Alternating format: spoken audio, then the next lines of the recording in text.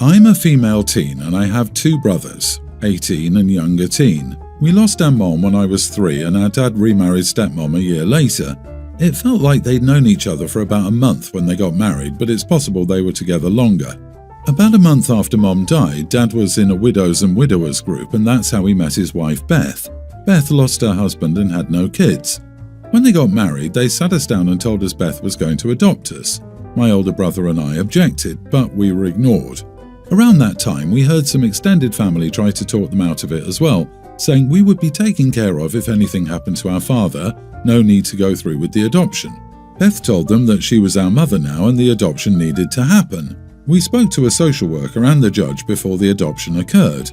Initially, their request was rejected based on our conversations, but then they came up with a story that we'd have nobody else to take care of us, and our family had already said they wouldn't raise us if anything happened to Dad, and it was done. We had new birth certificates since the adoption. Her name is in the place of our mother. Found that out when I gave my mom's name in school one day and had to bring in my birth certificate and saw Beth's name. My brothers had no idea that happened either.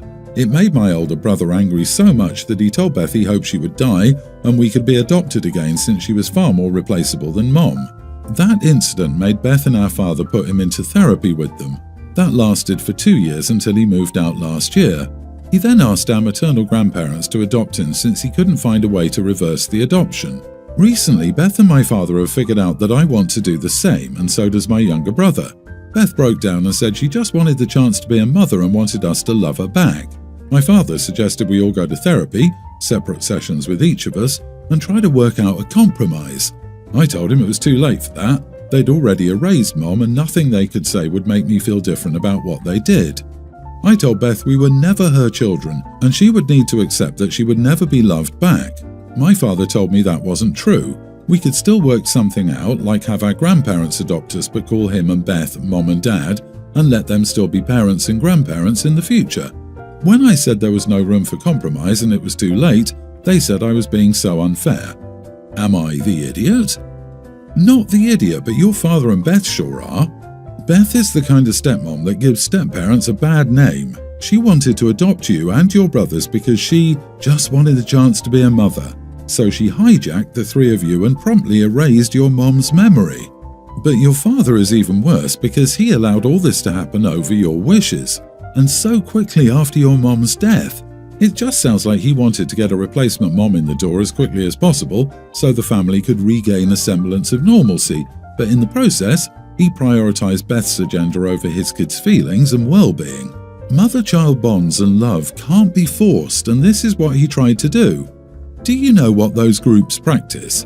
Not making life-altering decisions for at least a year, and allowing children time to grieve too. Opie's dad did so much wrong, and bringing another grieving widow into his situation so they could fill voids in each other, instead of doing the difficult work of recovery, was dumb.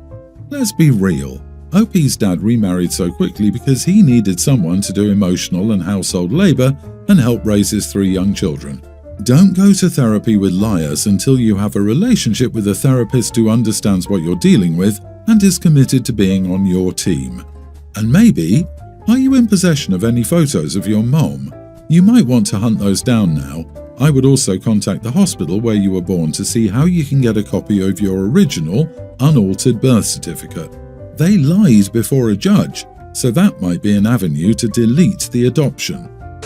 For context, our neighbour's son Nick is the same age as our daughter Ava and a great friend of hers. They're both young children. My wife, 35, and I, 36 female, have him over for the day very often, and our daughter goes to see him during the day as well. Overall, they're both great kids and excellent friends. We have an aquarium in the house with 8 fish in it. Nick and Ava have named all of the fish and enjoy feeding them and spending time with them while they play in our house. Nick was in our house, his parents were out and sent him over, when unfortunately one of the fish passed away. His name was Mr. Bubbles. Ava and Nick were very sad and cried over him. After they calmed down, my wife and I prepared a memorial with a grave in the backyard and a formal ceremony. Nick and Ava drew pictures of Mr. Bubbles and they wrote a sentence from each of the other fish, Mr. Bubbles' friends, to read at the ceremony. We buried the pictures and the notes with him. At the very end, Nick asked if he was asleep. I already had this conversation with Ava when my wife's father passed away, so she would sometimes join me in my answers, but overall the conversation was something like this. I said he wasn't asleep and that sleep is not the same as death. He asked how they were different. I said sleep is another way of existing for the living, while death is simply the absence of life and everything that keeps someone alive. We talked a little more about this. He asked if Mr. Bubbles would come back, and I said he wouldn't, but he would always exist in Nick's mind, and that is very meaningful. He asked if he was in heaven, and I said I don't know. The next day, my wife got a call from Nick's mom, saying we shouldn't have talked to him about this and that we were not his parents and we were overstepping boundaries, especially because they wanted Nick to believe in the concept of heaven and purgatory. Now, I had the conversation only because he was desperate for some answers and he was comfortable, but I still wonder if I overstepped a boundary. His parents were out and sent him over. When you delegate a child's care to someone else, you also delegate things like discipline, teaching, and life lessons. If his parents don't want things said to their kid, they can't use you as childcare. I say not the idiot. You answered in a way that was age appropriate. Also, you didn't say that heaven didn't exist. Instead, you gave a neutral answer. The fish dies in front of the kid. There was no pretending, and you handled it as diplomatically as possible to allow for his family beliefs by saying you don't know where he went. You did not say, there is no heaven and God, kid, bwahaha, and no Santa, ha ha ha. And if he had said, yes, Mr. Bubbles is in heaven, there would have been some rant about animals not having souls. The only thing I do differently is maybe to add a bit, I don't know, ask your parents, they probably do. However, this was a fantastic learning experience for Nick, one handled with compassion and honesty. His parents should be thankful.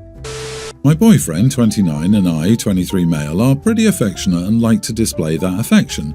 Nothing too crazy, just holding hands, maybe some cuddling when in the right environment, and a peck here and there.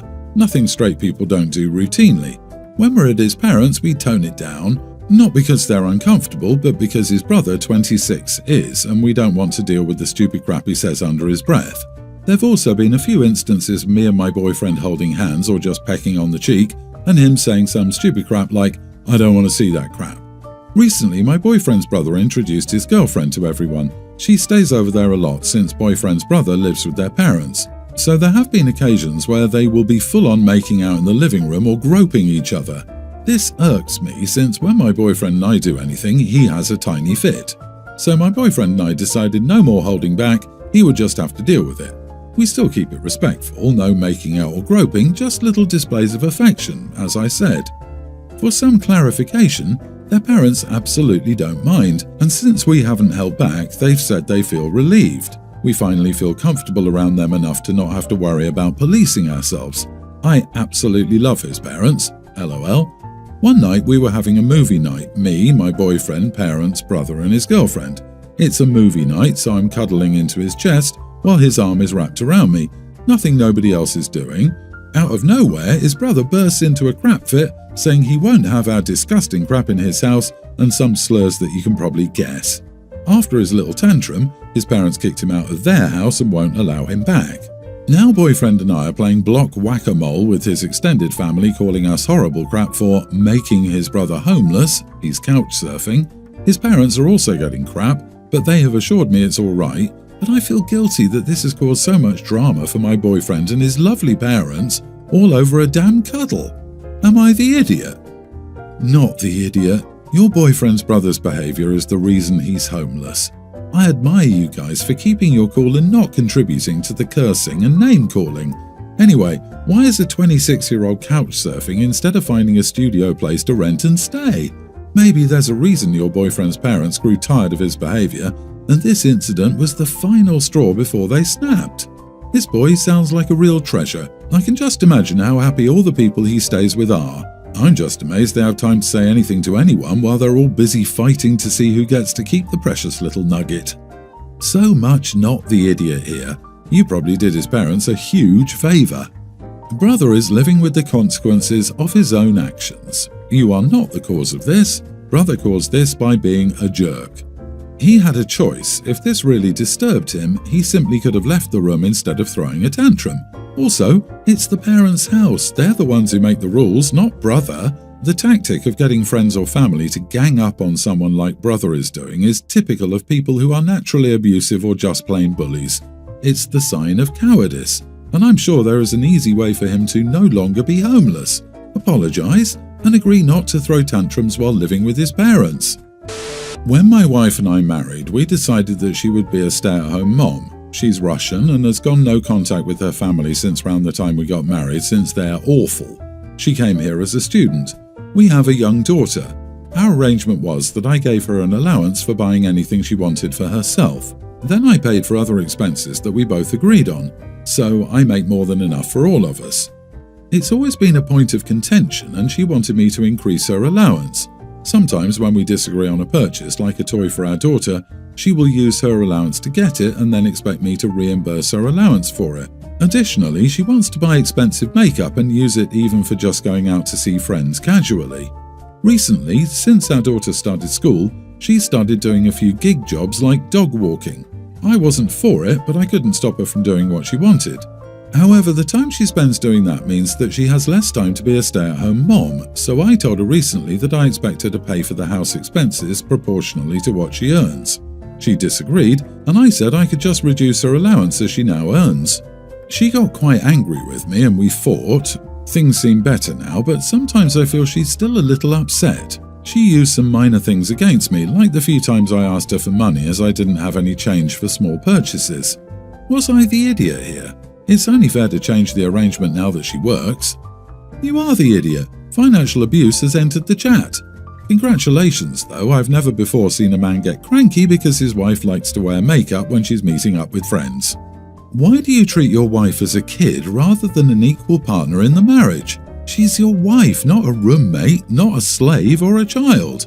Jesus, you sound super controlling. Legally, half of your money is hers anyway. Stop trying to control her. Is your allowance the same as hers? I'm a stay-at-home mom and work part-time. All the money goes into our account, and we sit down and do a budget every month. We each have our own account that we move personal spending to each week. It's the same amount for both of us. You are essentially paying her to be your wife and homemaker. She was obviously more vulnerable to this abuse since you chose someone without a family to help her. What the heck do you know about makeup? Women are under a lot of pressure to keep up appearances, and let's not kid ourselves. You'd be here posting about how you're mad she's letting herself go if she wasn't. You don't have a wife or want a wife. You desire a housekeeper who will sleep with you. Hopefully she's stashing her earnings away so she can leave you. Update. I get it. I am an idiot. I know I have controlling restrictions on her. We rushed into marriage for her visa issues, as she couldn't find a job, and married me. I always intended to lessen them once I trusted her, and I realize I really do. My dad insisted I be careful because of what people say about Russian brides. She has an Ivy degree in physics, and I know her dream is to be in science. I'll talk to her if she still wants to get a master's or try getting jobs again now that she has permanent residence. And I'll tell her to just use the shared account for any expenses, as long as it's not like a $1,000 expense. I got married about a month ago, and we were able to go on a 3-week honeymoon in Europe, so this was my first week back at work. This was possible because my wife's family paid for the whole wedding, so we could use what my parents planned to contribute for the honeymoon and then combine all we'd saved with all the gift money as a down payment on a house. The only catch is that my wife's family is from an anti-alcohol religion, and they not only said they would only pay for a dry wedding and would only ever come to New York from Utah for that. My wife was leaving the religion as we met in college and is fully out now. To their credit, the parents haven't excommunicated her, but whenever we're out there to visit, we fully have to play the part. No drinking, no cursing, church on Sunday, and I sleep on the couch. I don't want to get wasted at my wedding anyway, plus my parents got them to at least allow champagne for toasts. My parents paid for that, so we didn't feel it necessary to mention this on the invites, but apparently, having a dry wedding in New York requires notification. The reception was at the same place as the ceremony, so as the bride and I were about to enter, we were in the hallway, and I saw my co-worker and her husband making for an exit, and we asked where they were going as we were about to enter. Co-worker was at a loss for words, but the husband straight up said, "Heading out, kinda in bad taste, not to mention a wedding is dry on the invite." Now, we didn't particularly care these two were leaving, but my wife was worried it was a sign of things to come. She was right. Not only were more than half the wedding attendees gone before the cake, but other people also expressed their displeasure. So there are two conflicts. First, my father-in-law made a comment about how disrespectful everyone leaving was and that my friends and family reflected poorly on me. I snapped and said it was because of the BS I agreed to follow and that he should know going forward that my wife and I will not be conforming to any of his standards, and if he wants to keep seeing us, expect me to drink and speak the way I actually do in real life and never even attempt to ask me about church.